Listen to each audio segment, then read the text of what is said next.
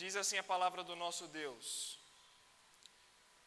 No segundo ano do rei Dario, no 6º mês do primeiro dia do mês, veio a palavra do Senhor por intermédio do profeta Ageu a Zorobabel, filho de Salatiel, governador de Judá, e a Josué, filho de Josadaque, sumo sacerdote, dizendo: assim fala o Senhor dos exércitos.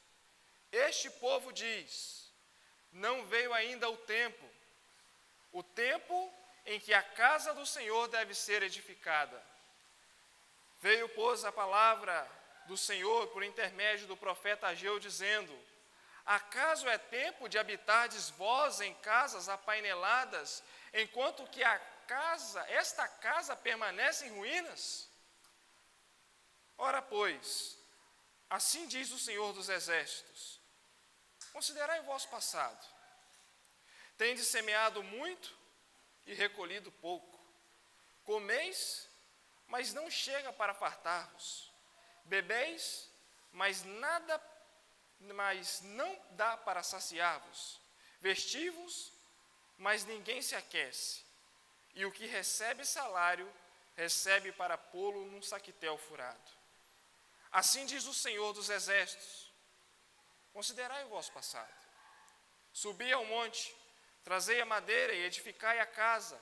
Dela me agradarei e serei glorificado, diz o Senhor. Esperaste muito, e eis que veio a ser pouco. E esse pouco, quando trouxestes para casa, eu com um sopro dissipei. Por quê? Diz o Senhor dos exércitos: por causa da minha casa, que permanece em ruínas. Ao passo que cada um de vós corre por causa da sua própria casa. Por isso o céu sobre vós retém o seu orvalho, e a terra os seus frutos. Fiz vir a seca sobre a terra, e sobre os montes, sobre o cereal, sobre o vinho, sobre o azeite, sobre o que a terra produz, como também sobre os homens, sobre os animais, e sobre todo o trabalho das mãos. Vamos orar mais uma vez.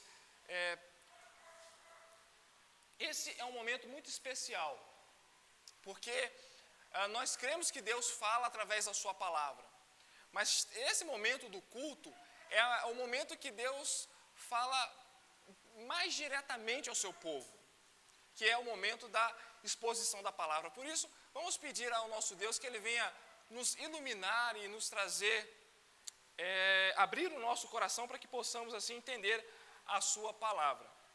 Vamos orar mais uma vez, pedindo a Deus graça para compreendermos a sua palavra. Santo Deus, nós estamos diante da tua palavra agora. Pedimos temor, ó Deus, e também graça da tua parte, para que o Senhor abra o nosso coração, e com essa palavra, ela venha produzir frutos. Ó Deus bendito, tenha misericórdia de nós. Nós pedimos isso em nome de Jesus. Amém. Eu quero conversar com você essa noite a respeito de um problema, o problema do tempo. Não é questão de você chegar atrasado, não é nada disso. É sobre o problema do tempo. Nós estamos no último mês do ano de 2018. Você deixou muita coisa esse ano para trás? Deixou muita coisa para depois? Ou para resolver para o próximo ano? Como é que foi o decorrer desse ano? Você programou, você fez uma programação e de repente acabou o dia e você não cumpriu quase nada daquela programação que você teve para aquele dia? Essa é a impressão que dá muitas das vezes quando a gente está brigando com o tempo. Mas nós também sacrificamos algumas prioridades em prol de outras. Tem uma frase muito interessante de dois amigos conversando. Um virou para o outro e disse assim: quando nós estamos ocupados demais, falta tempo para as pessoas mais importantes. Quando nós estamos ocupados demais, falta tempo para as pessoas mais importantes. Aí o outro amigo pensou logo na família. Família é algo importante. Aí ele respondeu, não, a começar em Deus. Às vezes nós olhamos para a nossa vida e dentro das questões, das prioridades que nós temos, uma das coisas que nós costumamos a sacrificar para caber dentro da nossa agenda é o reino de Deus. A gente acredita que sempre dá para postergar um pouco, sempre dá para deixar um pouquinho de tempo para Deus. E é interessante que isso a gente vê desde criança. Você pega uma criança nascida e criada dentro da igreja. É claro, da hora do culto, se ela está fazendo alguma brincadeira, se ela está brincando, aí ela vira para o pai e fala, pai, mas já... Porque ela quer continuar brincando. Mas é uma coisa que tem que ser corrigida. E ela vem para o culto. E ela, assim, presta o culto, tudo bonitinho. Chega a fase da adolescência. Aí a igreja se organiza e vai botar uma pessoa para dar aula para os adolescentes, uma pessoa engraçada, uma pessoa jovem, engraçada, porque adolescente gosta de coisa engraçada. E aí o adolescente vai crescendo, e chega a idade do vestibular, ou de arrumar um trabalho. Aí não tem tempo mais para o reino de Deus, porque ele precisa investir no futuro dele. O futuro dele é importante. Chega à faculdade ou trabalho e sempre aquela mesma correria. Agora não dá, porque minha faculdade é em tempo integral, meu trabalho é muito puxado e o tempo passa, a idade chega e a conclusão que a pessoa tira é a seguinte: vou deixar para os mais novos. Eu já estou cansado e o tempo passou. É interessante isso. Como sempre dá para deixar as coisas para depois. Sempre dá para deixar as coisas para depois. No texto que nós lemos, eu intitulei um tema da seguinte forma: agora ou nunca. Deus chama o seu povo à reflexão. Agora ou nunca. Deus chama seu povo para a reflexão. Para a gente entender o que está acontecendo nesse texto, a gente precisa olhar para o contexto histórico do livro de Ageu. Se você olhar, Ageu, ele vem seguido de Zacarias e Malaquias. Eles são conhecidos como os chamados profetas pós-exílicos. O que é isso? Que palavra é essa? A gente sabe que Deus resgatou um povo do Egito, trouxe esse povo para uma terra boa, uma terra que manava leite e mel, e lá Deus fez uma aliança com aquele povo. Deus prometeu cuidar daquele povo. Ele seria o seu Deus e aquele povo seria o seu povo. Só que esse povo é um povo problemático. É um povo que flertava com o pecado. E durante um bom tempo, o povo ficou amarrado à idolatria, ficou vivendo na prática do pecado. E Deus, na sua infinita misericórdia, como nós lemos no texto de Esdras hoje, enviava profetas, enviava homens de Deus para trazer o povo novamente ao arrependimento, para trazer o povo para perto de Deus. E teve uma hora que não deu. Deus tinha que disciplinar o seu povo.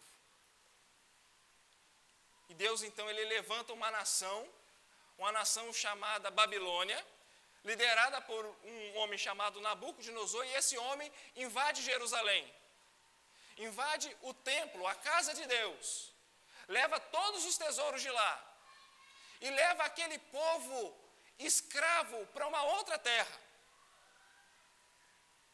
Foi terrível.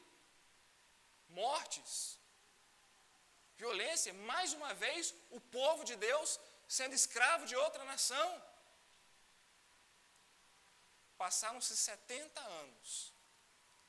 E Deus, na sua graça, levanta outro rei, uma outra nação, um rei chamado Ciro. E esse rei chamado Ciro, ele tem uma política diferente. Ele domina a região da Babilônia, então ele resolve libertar o povo e dá o seguinte edito: vocês vão voltar para a terra de vocês e vão reconstruir o templo do Deus de vocês. E é interessante que quando esse povo volta da Babilônia, aquele salmo que diz que quando o Senhor restaurou a sorte de Sião, nós ficamos como quem sonha, é deste momento. O povo ficou entusiasmado, ficou alegre. Agora nós estamos voltando porque Deus restaurou a nossa sorte, Deus está do nosso lado, Deus perdoou o nosso pecado. E agora nós podemos construir a casa de Deus, o templo de Deus novamente. Só que quando o povo chega na terra, eles encontram alguns obstáculos para a construção desse templo. O primeiro deles é a falta de recurso. A terra estava abandonada, não tinha mais ninguém na terra para cultivar. E eles olham as ruínas do templo e veem o que o pecado causou na vida deles.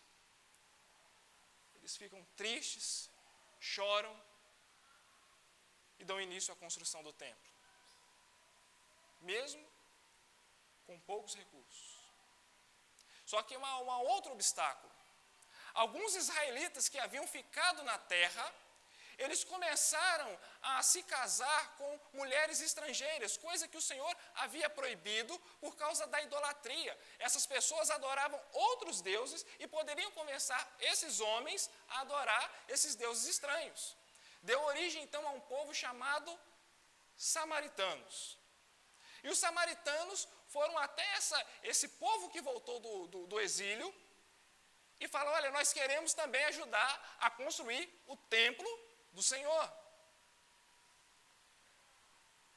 E os judeus falaram: não, nós acabamos de vir por causa de pecado, por causa de idolatria, vocês não vão ajudar não.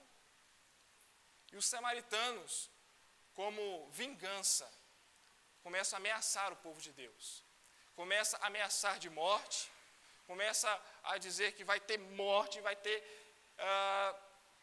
perseguição.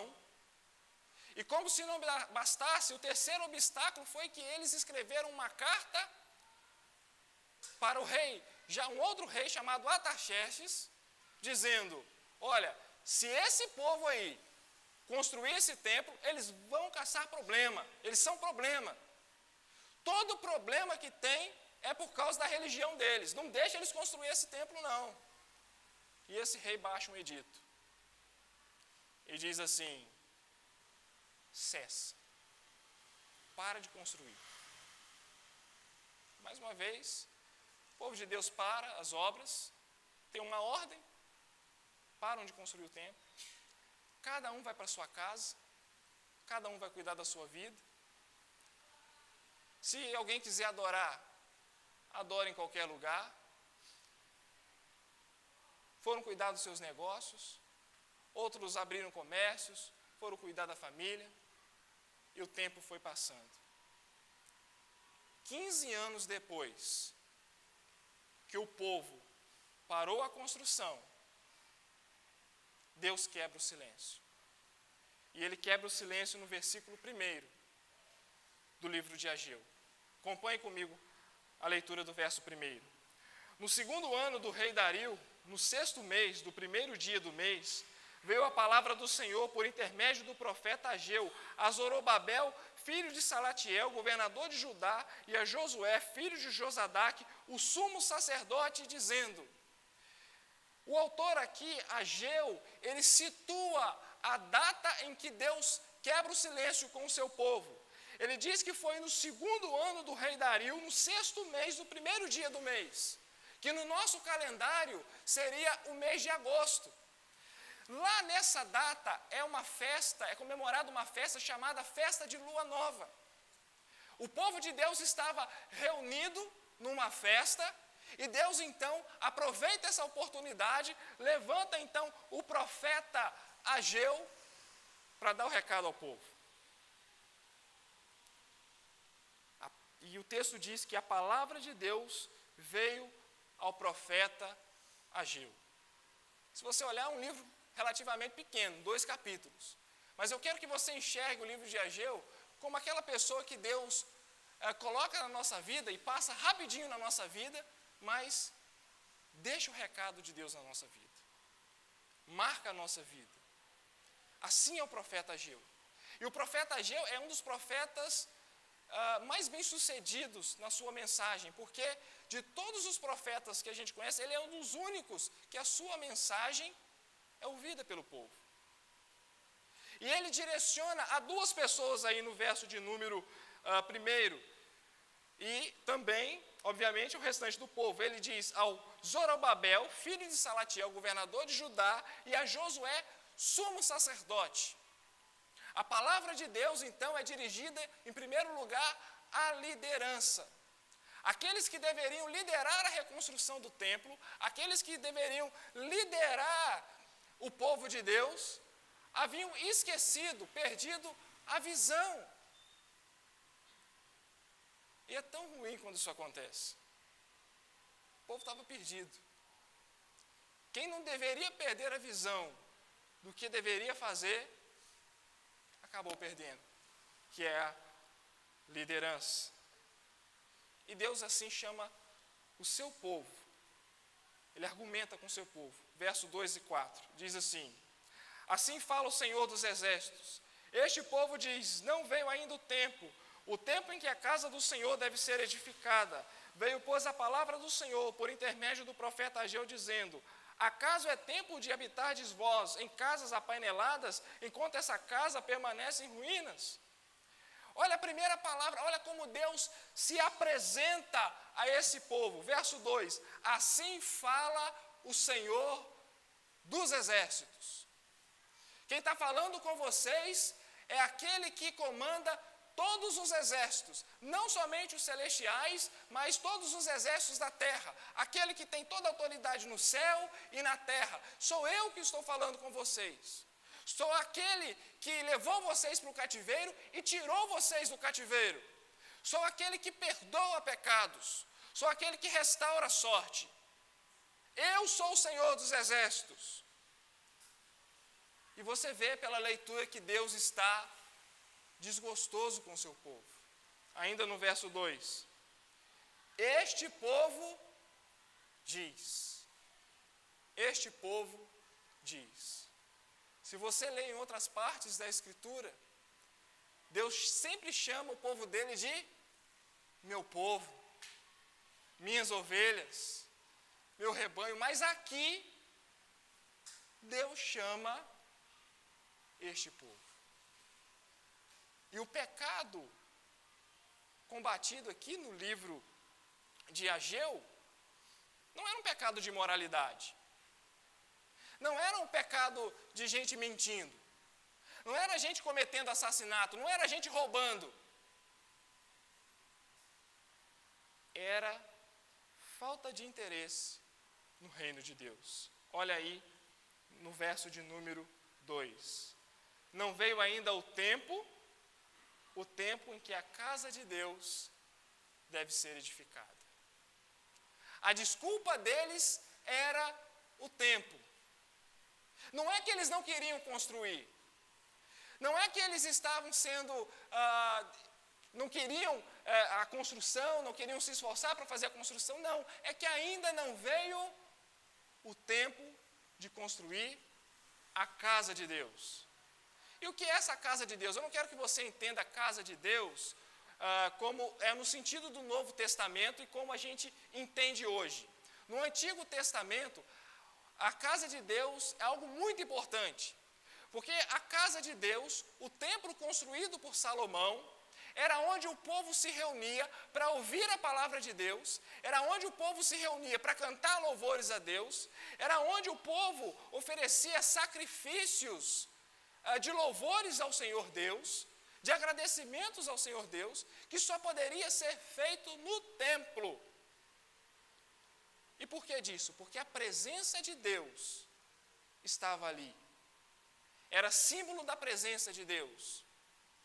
No Novo Testamento, quando nós vamos falar a respeito de igreja, de templo, não existe mais templo. O templo do Senhor é a igreja, somos nós. Deus não habita aqui nessas paredes. Nós não vamos embora para casa, Deus não vai ficar morando aqui dentro. Deus habita no meio do seu povo. Mas no Antigo Testamento, a casa de Deus era esse lugar importante, que estava sendo deixada de lado. Agora eu pergunto para vocês, estavam 15 anos assim, como eles agradeciam a Deus? Como eles se arrependiam dos pecados? Como eles tinham comunhão com os irmãos? Como eles eram edificados? Se não tinha a casa de Deus. E a desculpa era, não veio ainda o tempo. Não é que a gente não quer, mas não é o tempo. Vamos trazer para a nossa realidade? Como a gente põe a desculpa no tempo? A gente coloca desculpa demais. A gente fala, olha, eu não vou me envolver porque ainda não veio o tempo de eu me envolver naquele discipulado. Ainda não veio o tempo de eu começar uma evangelização, Ainda não veio o tempo de eu abandonar aquele pecado. Ainda não veio o tempo de eu me envolver mais na obra de Deus. Não veio o tempo. E o tempo mesmo passa e nós deixamos as coisas de lado. Isso precisa ser corrigido. Porque sempre a gente vai ter desculpa. Sempre. Não, mas quando chegar, não vai. Não vai. E esse povo assim reclama. Ele diz, não veio ainda o tempo. E diz ainda mais, olha como Deus argumenta com o povo, verso de número 3. Veio, pois, a palavra do Senhor por intermédio do profeta Ageu, dizendo, acaso é tempo de habitardes vós em casas apaineladas? Olha a lógica deles. Quer dizer, a minha casa, a minha obra, as minhas coisas, os meus interesses estão em ruínas. Mas olha para a casa de vocês, olha para a vida de vocês. Vocês estão morando muito bem. Essas casas apaineladas aqui eram de madeiras que só reis da época utilizavam. E era isso que o povo estava desfrutando. E os interesses da casa de Deus, os interesses de Deus foram deixados de lado. E Deus começa assim mostrar a insensatez do povo. Olha o verso 5 e o verso 6. Ora, pois, assim diz o Senhor dos Exércitos, considerai o vosso passado. Olha para a vida de vocês. E tem vezes que Deus, Ele manda a gente olhar para a vida da gente. Olhar para o nosso passado. Para que a gente possa aprender. E olha a lição que Deus está assim tratando com aquele povo. Verso 6. Tende semeado muito e recolhido pouco. Não eram pessoas preguiçosas, é gente muito real que ele está falando aqui. Não eram pessoas que estavam com o tempo ansioso, eram pessoas que trabalhavam. Pessoas que se deixar pegavam um segundo emprego. Pessoas que trabalhavam muito. Mas recolhiam pouco. Ele diz ainda mais, comeis, mas não chega para fartar-vos.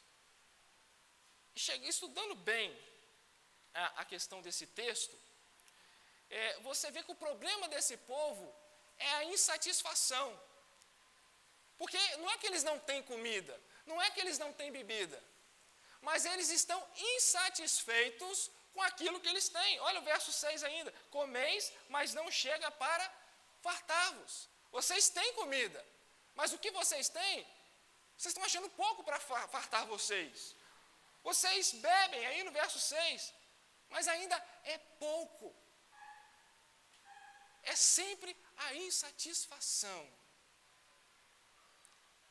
É só mais um pouquinho. Eu só quero só mais um pouquinho.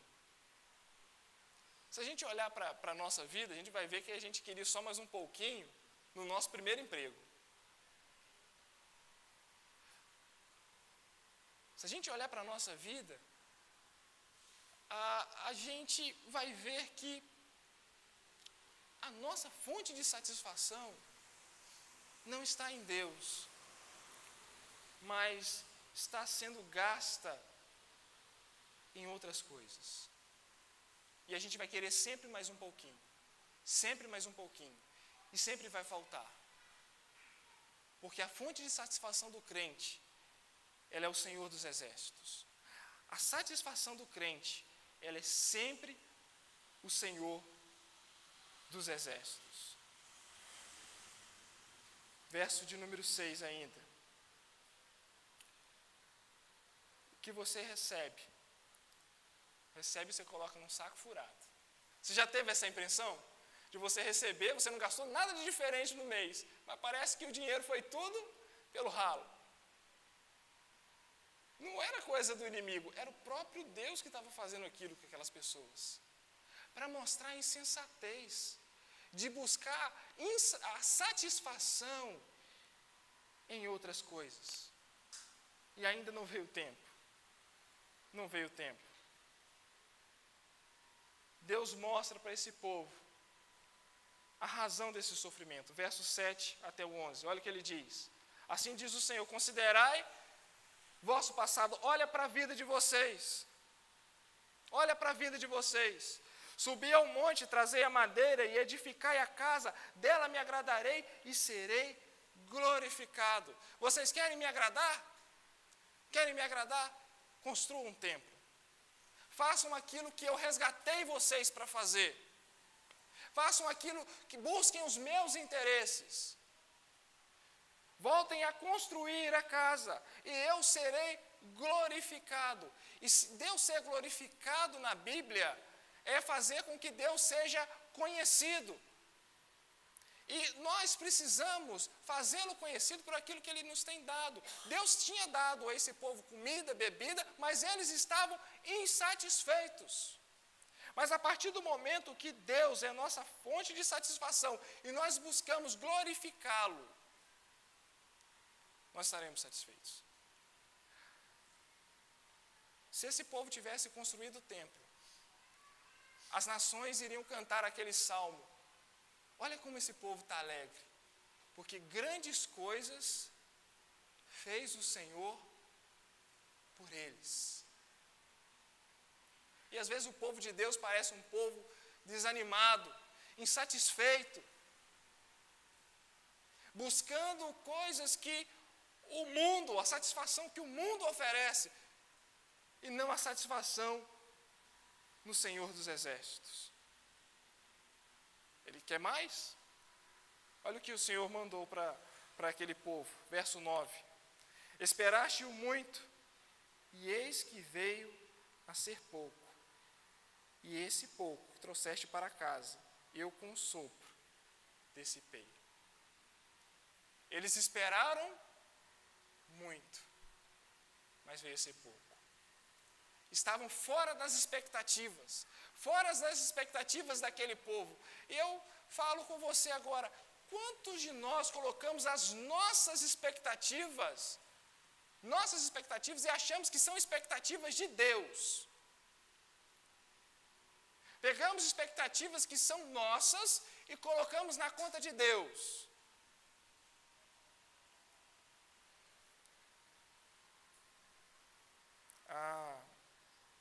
Há um tempo atrás, e eu acredito que tenha gente que pense aqui assim, eu já pensei assim, pode ter gente que já pensou assim.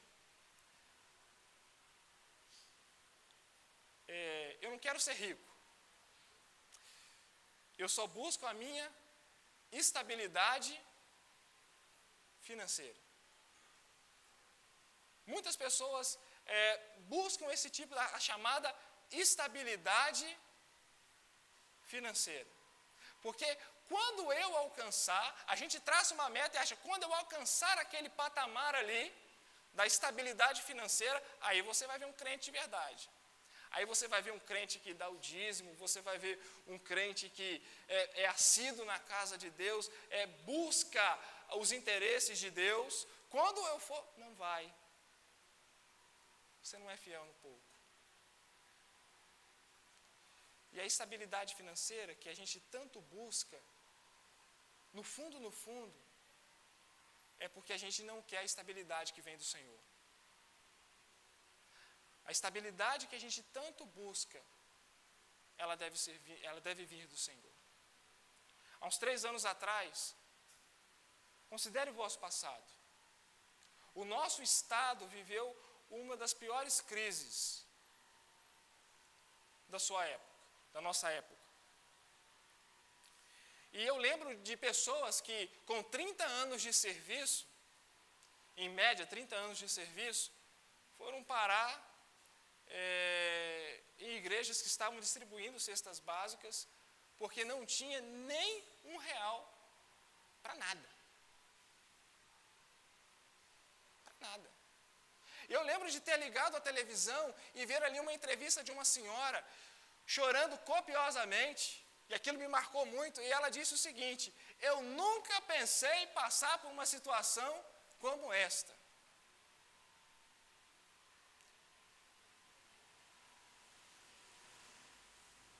A estabilidade nossa, ela vem do Senhor.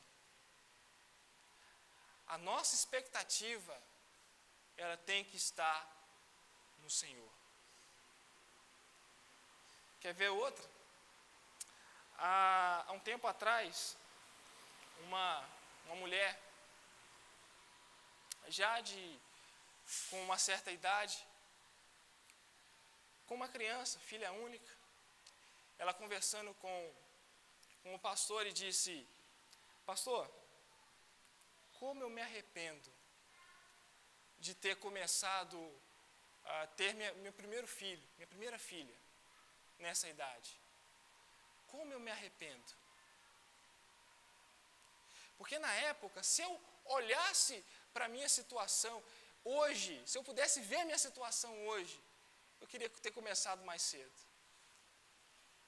Mas foi por quê? Mas porque eu queria só um pouquinho mais, achei que não era o tempo.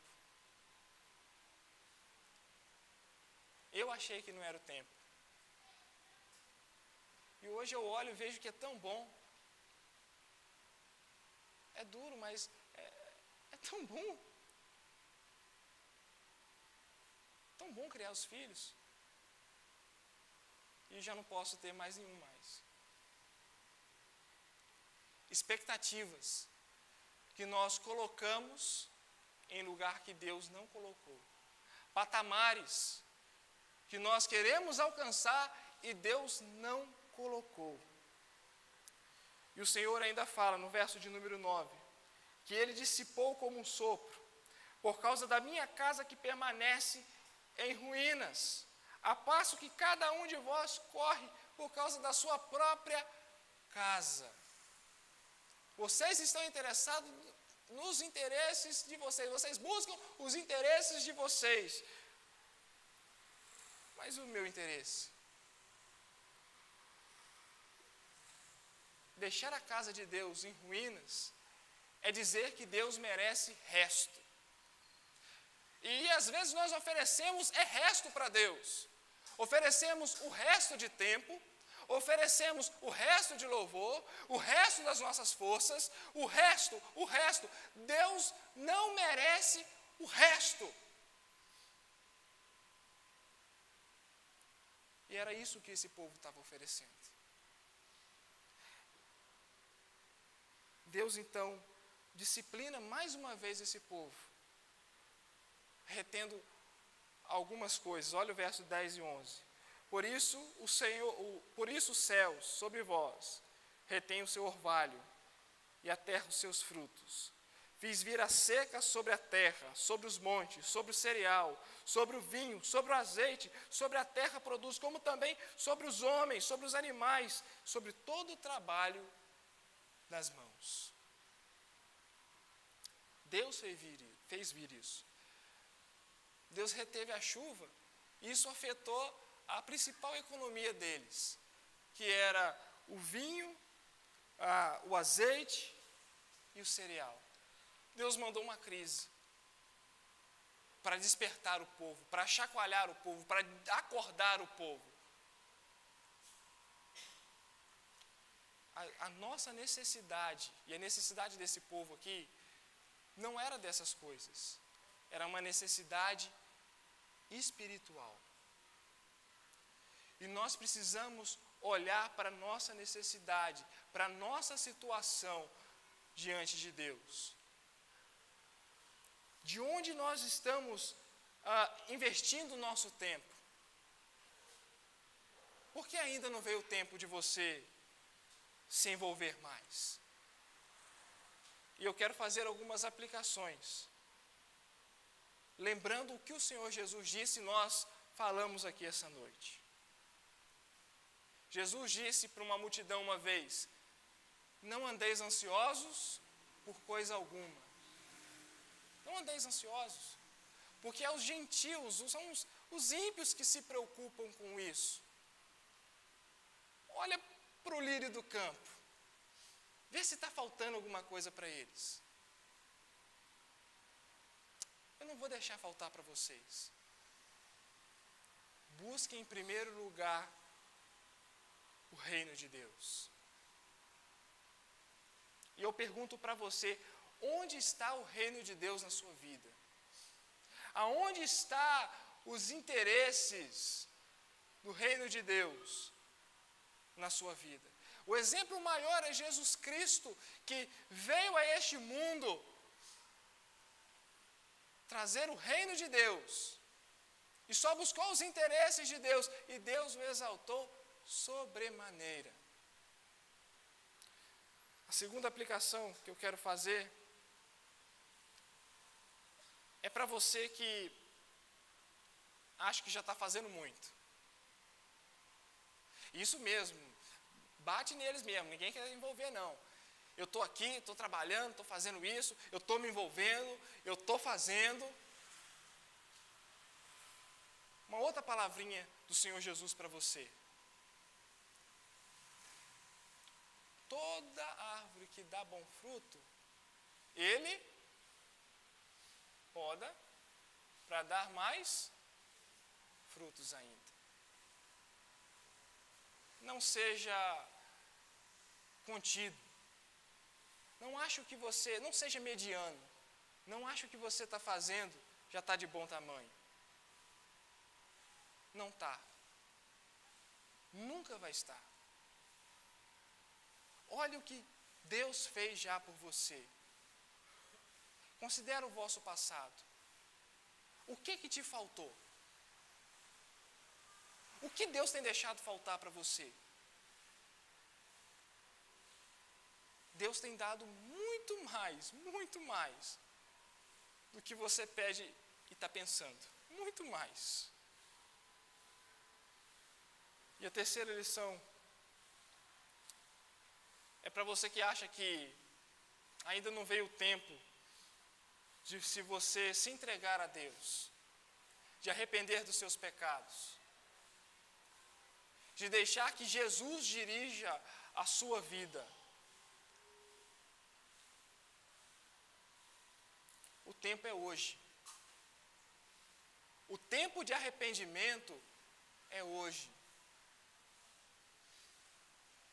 Cristo te chama hoje.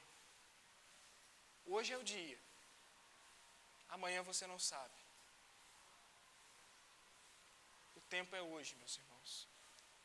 Que Deus venha nos dar a maravilhosa graça de nós colocarmos os seus interesses, a sua glória, fazer o seu nome conhecido em primeiro lugar na nossa vida.